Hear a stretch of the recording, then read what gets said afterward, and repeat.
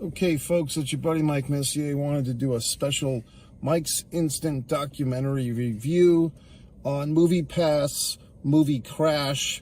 It's a documentary I saw today on the Max app, which HBO. It's so let's discuss it. This movie, I think it's worth a watch. I think it's the type of documentary that you don't have to have your eyes glued on the monitor. I say this from experience. I was doing my own thing on my computer today, and this MoviePass Movie Crash was a nice background fodder on my second monitor, my second computer. Now, that being said, I did catch myself several times pausing and rewinding to catch little moments that I thought were vital to the story. And but you know, some programming you can't really multitask, and this is not an insult to the stuff that I do multitask with. There's certain programs, podcasts, long form interviews that are really good for playing on the monitor while you're doing your own goddamn thing. If you're like me and you have a lot of stuff to do on the computer pretty much daily, it's nice to have like a second auditory experience going on, and sometimes a visual experience where you can kind of peek in and not be locked into something. If it's something that's like a really good program or a sporting event, you kind of have to pay full attention to appreciate. But things like talking head documentaries and podcasts and Shannon Sharpe talking to somebody, you can have in the background, you know what I mean? So this movie kind of fits into that nice niche. It's not a great visual experience. There are some visuals, but nothing that's like you have to pay full attention. But the audio is good. The story is interesting. And I do have a vested interest in this because MoviePass really did affect my life. When I started doing Mike's Instant Movie Reviews, I think that was 2018. The first Mike's Instant Movie Review was a really bad movie, got severely panned, and I think it was the first time that I used the MoviePass app. It was some sci-fi movie with a real... Do you mind? Some sci-fi movie with a really bad title, like the Cosmos, whatever the fuck. It was really panned. Most critics didn't like it. I think my review, I said it's not that bad. I think whatever the fuck movie it was, I was like, if they had done a few things differently. And I did a lot of reviews in that era because I started going to the movies so much with MoviePass. And I was one of those customers. I didn't come on, first thing. I think it was 2018 or maybe late 2017. I got MoviePass, the app. If you're wondering, what is MoviePass, Mike? Well, basically, this is going back about 10 years. And that's what the documentary tells you if you missed the boat on MoviePass. It was an app. It was a paid service where you'd pay a monthly fee. First, it was like, I think, $49. Then it got reduced down to $10, and they had other prices in between. And basically, you could see, with some asterisk, every movie you wanted for the month in the theater. And basically, the people that made this app, the idea was they were fronting you, they were purchasing your ticket for you, and they were losing money. Their business model was pretty screwed up because they were like, we're going to lose money for 2 or 3 years, but we're going to get it all back selling the analytics. Like, basically, once you're using the app, you're, one of those terms and what are the fucks? The terms that we all like sign, we all push the little button, but we don't read. Well, I guess the terms were you're giving up all your information, all your movie-going habits, blah, blah, blah. You were giving to this app, to this system, so they could foster your information and you'd be part of the machine for these app designers to sell your info to whoever the fuck, to film advertisers most likely. Now, here's the thing. That business model wasn't particularly going to work because by the time they got around to selling all these analytics, this company was losing fist over ass because the movie chain theaters weren't really going along with it, and the film distributors had nothing to do with it.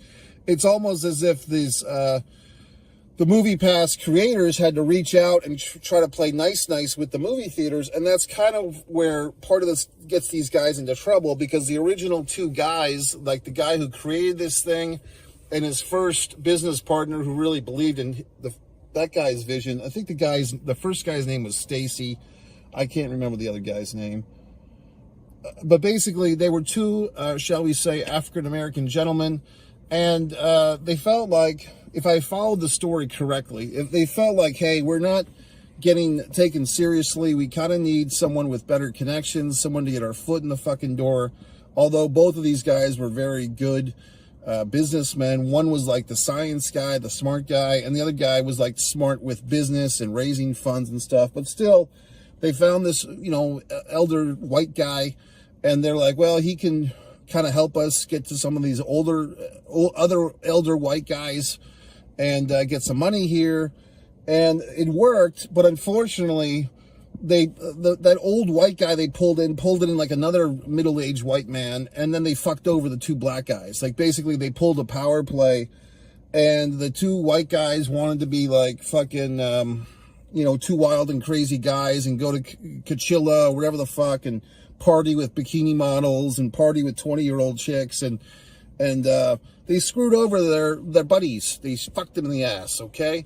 So then it becomes like, oh, I didn't know that, because the two white guys, and I remember one of the white guys was always talking about MoviePass. They became like the spokesman for the company. They were like, oh yeah, we created this. They basically were not giving credit to the proper guys, even though the proper guys had already been on television and stuff. You know what I mean? So it's interesting, because all this stuff has happened within the last 10 years. This is 2024 that I'm watching this doc. MoviePass wasn't even on my radar to 2017 or late 2017, early 2018. So the point is, this is like recent history. You know what I mean? Like, this is not even like the movie Air with the Michael Jordan shoes. That was like 30 years ago or 35. This is so recent. So some of these wounds are fresh. And I just remember being a mark. I was in New England. I was just watching movies, and I didn't know all this backstage drama. I guess I didn't watch CNN all the fucking time, like I still don't. So I didn't know all this stuff was going on with these folks.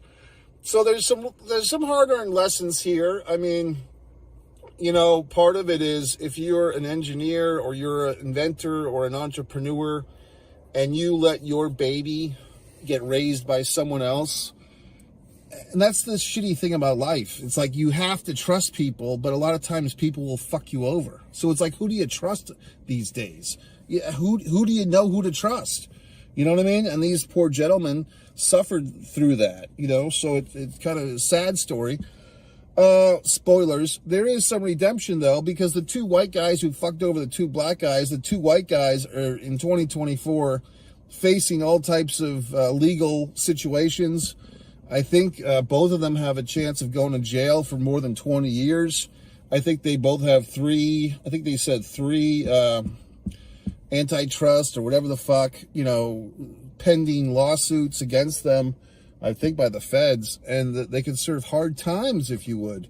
And meanwhile, Stacy, the guy who invented the thing and was really the brains behind the whole operation, he has written a book, which I may or may not get on Audible. He has actually bought MoviePass, the remnants, and he's brought it up to a point where the company's actually making money, because this is what happened basically. And this is one little nuance the doc did not go into, not by my memory. The model of a subscription-based movie plan, for film goers, that idea that Stacy came up with, whatever his last name is, began with an S. AMC theaters have taken that idea and run with it. Regal cinemas have taken that idea and run with it. I have both of those subscription plans. Cinemark has a much less involved movie plan, which is good for people that don't go see a lot of movies, because you only pay like $11 for one ticket a month. And if you don't use your one ticket a month, it carries over. And if you want to see more than one fucking movie a month, you get a discount on the price. So that's a good one, the Cinemark. So all these plans are really good. And an asshole like me sees all these movies for a fraction of the price that I would have paid. I mean, back in the day, my mother used to purchase me as gifts these AAA things, which I think are still available if you're a AAA member. You can get like these discount movie ticket things. So those are good, but you know, in this day and age, everyone's trying to save $1, all that horse shit. But, you know, get yourself a goddamn subscription to the theater, and we can all thank this gentleman, Stacy, for it. So thank you, Stacy. Because of you and your ingeniousness, I've gone to all these movies, and all these fine folks out here have enjoyed Mike's Instant Movie Reviews for 5 or 6 years now. You might be saying, well, gee whiz, Mike, I want to watch every single Mike's Instant Movie Review there is. Well, you can start right here on One Mike Messier, and then you can wander over to One Pro Wrestling and Sports Fan, because the archives are on that channel, because that channel used to be subscribed to Mike Messier YouTube channel. And then I broke up my own little dynasty on that channel to provide you with this One Mike Messier. There is One Man and a Camera Films, which has my TV show Messier Mantra and all of my wonderful programming, my wonderful short films, my wonderful feature film Blood Sugar Sedace. That's One Man and a Camera Films. And then, of course, the One Pro Wrestling and Sports Fan has all the remnants, and as well as my pro wrestling and sports takes. Recently had a big UFC thing. Justin Gaethje getting poked in the eye was a controversial one, and so forth. So I do say this is a good documentary. Is this a great documentary? I don't think so. I mean, I think this is they did, you know, when I say that, it's because the story in some regard is pretty straightforward. If you remembered something called Capturing the Friedmans from like 15 years ago, maybe even longer than that, that movie had like a big swerve in it, that documentary. There's been other documentaries that have like a big reveal or a big change, or like, oh my God, I can't believe that. And then, you know, true crime podcasts are actually kind of the master of that, where you think you're hearing about one loser or one criminal, and then like halfway through, but that person was innocent and this other asshole killed somebody. So then you're like, oh shit, I never thought that the post office guy was the killer instead of the school bus driver. You know, so all these things, this fucking documentary is not like I mean, we know that the white guys are going to fuck over the black guys. I mean, you know, we're Americans. You know, we've heard that song and dance before. So there's not a whole lot of surprise in this thing, but it's still, you know, it's a good documentary.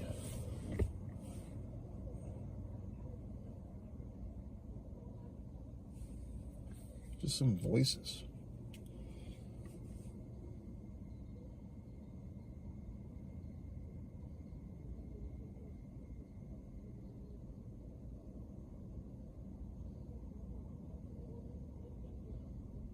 Okay, folks, I think it's okay. It seems like there's some type of discussion going on in this parking lot. Anyway, yeah, so folks, the doc is fine. Movie Pass, Movie Crash. You know, like I said, I am indebted to Stacy and all his wonderful colleagues, because I've enjoyed all these movies for the last 5 or 6 years at a fraction of the price. I always explain the situation to people about the AMC app, the Regal app, and most people don't follow up on it. Most people nod and shake their fucking head, and they don't go out and get it. So I try to help people. They just don't listen to me. Story of my fucking life. But I would say this. When Movie Pass came back last year, I did investigate, and it looked quite good. I mean, I think what happened is Stacy kind of learned, you know, like his Movie Pass got out of his hands. He lost all this potential money. He bought the company back, you know, and in the meantime, Regal, AMC, they all kind of perfected the system. You know what I mean? Like, they perfected the system that he created. They perfected the business model. So Stacy was able to kind of learn, and they don't go into this in the doc. I'm assuming this is what happened. You know, because in the meantime, since Movie Crash has been on the fucking sidelines, the Regal app, the AMC app, Cinemark app, I'm sure there's other theaters that do this. Showcase Cinema in Rhode Island did this. They've all put their spin on it, like the subscription model. So then Stacy's able to say, okay, what's working for these assholes, and then perfect the system. But I think all these theaters should give this guy a little, you know, Christmas present or whatever the fuck, because he did this. So good for him. MikeMessier.com. I have to investigate. I don't like what's going on in this parking lot. I'm very concerned.